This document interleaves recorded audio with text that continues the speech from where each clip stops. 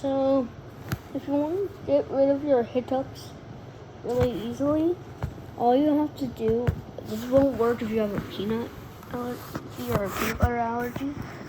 So all you need is a jar of peanut butter, a spoon, and you have to use your spoon, get a scoop of it, and just eat the peanut butter.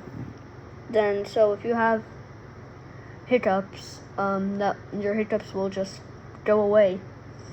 If it doesn't go away the first time, you should try again. So, yeah. Anyways, that's how to get rid of your hiccups. Bye!